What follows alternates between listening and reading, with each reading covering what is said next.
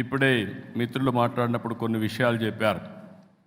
Creative economy ఏది చూసినా మీరు చేసే పని డిఫరెంట్గా చేయడమే, లేకుంటే 10 మందికి అర్థమయ్యే విధంగా సొల్యూషన్ ఇవ్వగలిగితే, యూస్ కేసెస్ తయారు చేయగలిగితే ఫ్యూచర్ దీనికి ఎంతో ఉంటుంది. ఇది చూసినప్పుడు నాకు అనిపించింది, మొన్ననే క్రియేటివ్ ఎకానమీలో 2 సిటీస్ని క్రియేట్ చేస్తున్నారు. ఒకటి బాంబేలో, రెండోది అమరావతిలో. అమరావతి క్రియేటివ్ ఎకానమీ ఒక చిరునామాగా ఉంటుంది. ఈరోజు హైదరాబాద్ ఉంది. హైదరాబాద్ని మీరు చూస్తే one of the most liveable city. ఈరోజు ఆలోచించింది కాదు. 1995లో 95 నుంచి 2000 వరకు బ్లూ ప్రింట్ తయారు చేసి ఎక్కడెక్కడ ఏమి రావాలి, అవుటర్ రింగ్ రోడ్ కానీ, ఎయిర్పోర్ట్ కానీ, హైటెక్ సిటీ కానీ, జినాం వ్యాలీ కానీ, ఇలాంటివన్నీ కూడా, ఇన్సూరెన్స్ ఫైనాన్స్ సిటీ కానీ, గచ్చిబౌలి స్పోర్ట్స్ సిటీ కానీ అన్ని ప్లాన్ చేశాం. దానివల్ల ఈరోజు మీరు చూస్తే బెస్ట్ లివబుల్ సిటీగా ఉంది. ఇంకొకటి, జీవితంలో కొంతమంది కొన్ని అవకాశాలు వస్తాయి. భగవంతుడు ఆ అవకాశం నాకు ఇచ్చాడు మీ అందరి ఆశీర్వాదాలతో. అదే ఒకప్పుడు హైదరాబాద్, ఇంకొక సిటీని తెలుగు జాతికి అందించే అవకాశం అమరావతి అని చెప్పి కూడా నేను మీకు తెలియజేస్తున్నా. భారతదేశంలోనే కాదు, ప్రపంచంలోనే ఏ టాప్ సిటీస్ ఇండియాని చూస్తే 1 and 2గా అమరావతి, హైదరాబాద్ ఉంటాయని చెప్పి కూడా మీ అందరికీ చేస్తున్నా. అది తెలుగువారి శక్తి, అది ఉండాలని చెప్పి నేను మనస్ఫూర్తిగా ఆకాంక్షిస్తున్నా. ఇలాంటివి చూసినప్పుడు మళ్ళీ ఒకసారి మీ అందరిని నేను కోరేది, ఏది చేయాలన్నా విశ్వసనీయత కావాలి. ఓసారి మనం అనుకుంటాం, ఈరోజు మనం చేసే పని ప్రజలు నమ్ముతున్నారా, దీనివల్ల లాభం ఉంటుందని ఆలోచిస్తాం. కానీ ఒక వ్యక్తికి కానీ, ఒక నాయకుడికి కానీ, ఒక మీడియాకి కానీ, లేకుంటే ఒక ఎన్జిఓకి కానీ విశ్వసనీయత ఉండాల్సిన అవసరం ఉంది.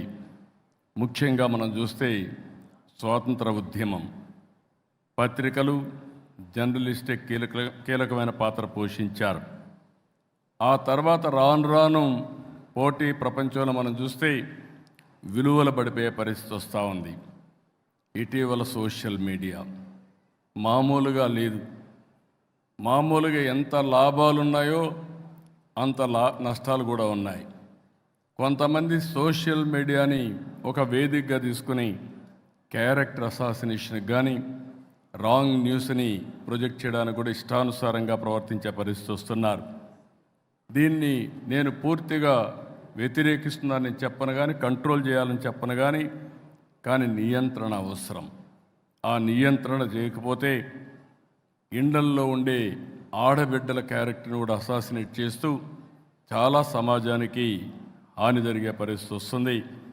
నేను అందుకే ఈరోజు ఏదైతే మిత్రులు చెప్పినటువంటి కంఠమనేని చెప్పినట్టు దానికి ఏకీభవిస్తున్నా.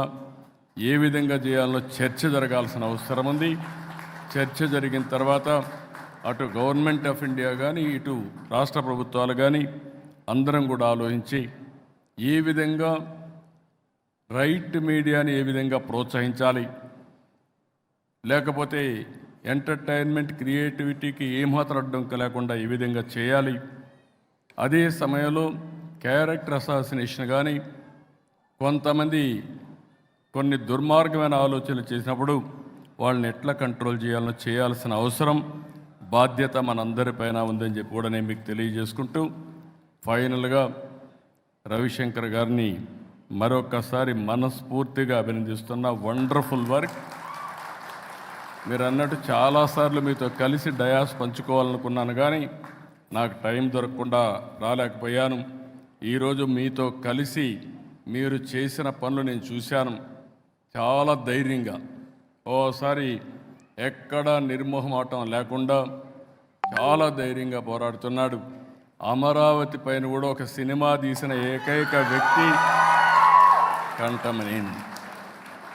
చాలామంది భయపడే రోజులు, అలాంటి రోజుల్లో న్యాయం, ధర్మం, అమరావతికి అన్యాయం జరిగిందనే ఉద్దేశంతో ఒక సినిమా కూడా తీసి కడాన దానికి సెన్సార్షిప్ అడ్డంకులు పెడితే యూట్యూబ్లో రిలీజ్ చేసిన వ్యక్తి కంటమనేనని చెప్పి కూడా నేను మీకు తెలియజేస్తున్నా.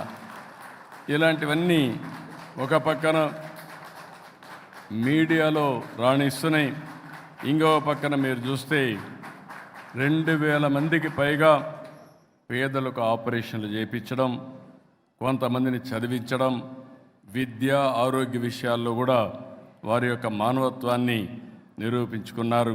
దానికి కూడా వారిని మనస్ఫూర్తిగా అభినందిస్తూ నేను ఈ మధ్యకాలంలో కొత్త కార్యక్రమానికి శ్రీకారం చుట్టాను. ఆర్థిక సంస్కరణలు 91లో వచ్చాయి.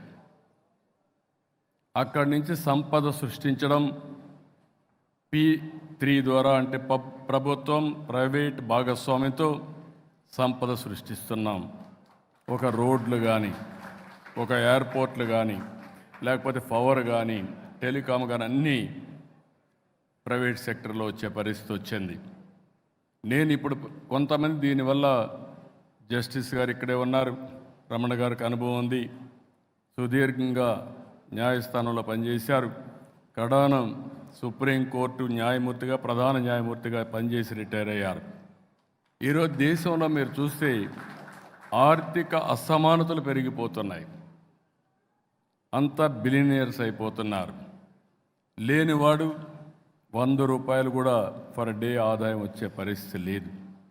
ఇలాంటివి వచ్చినప్పుడు ప్రభుత్వ విధానాల ద్వారా అవసరమైతే ప్రైవేట్ వ్యక్తుల భాగస్వామ్యంతో పేదరికాన్ని పూర్తిగా నిర్మూలించవలసిన బాధ్యత మనందరిపైన ఉందని చెప్పి కూడా నేను మీకు తెలియజేస్తున్నా. ఒక పక్క పాలసీలు తీసుకొస్తున్నాయి, ఇంకో పక్క నేను తీసుకొచ్చింది P4 పాలసీ తీసుకొచ్చాను. ప్రభుత్వం ప్రైవేట్ ప్రజల భాగస్వామ్యంతో ఎవరైతే టాప్లో ఉండే 10% హై నెట్వర్త్ ఇండివిజువల్స్ కింద నుండే 20% కానీ దత్తత తీసుకోగలిగితే, మెంటరింగ్ చేయగలిగితే, హ్యాండ్ హోల్డింగ్ చేయగలిగితే మనతో సమానంగా వాళ్ళు కూడా పైకి వచ్చే అవకాశం వస్తుంది.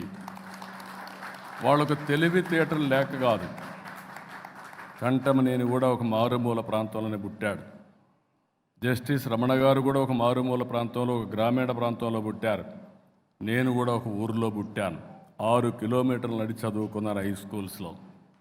అలాంటి నేనే కాదు, ఈరోజు పెద్ద పెద్ద మన ప్రియతమ నాయకుడు నందమూరి తారక రామారావు గారు కూడా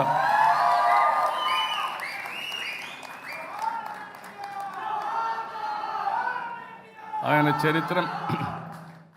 చరిత్ర మనం చూస్తే ఒక మామూలు కుటుంబంలో పుట్టి అచంచలమైన ఆత్మవిశ్వాసంతో అనునిత్యం పనిచేశారు. ఆయన ఎదుగుదల కూడా చాలామంది సహకరించారు. ఈరోజు చరిత్ర ఒక్కసారి తిరిగేసుకుంటే మళ్ళీ ఎన్టీ రామారావు గారిని లేకపోతే ఆయనతో పోల్చుకోవాలంటే మళ్ళీ ఎన్టీ రామారావు గారే తిరిగి పుట్టాలి తప్ప వేరే వాళ్ళకు సాధ్యం కాదు.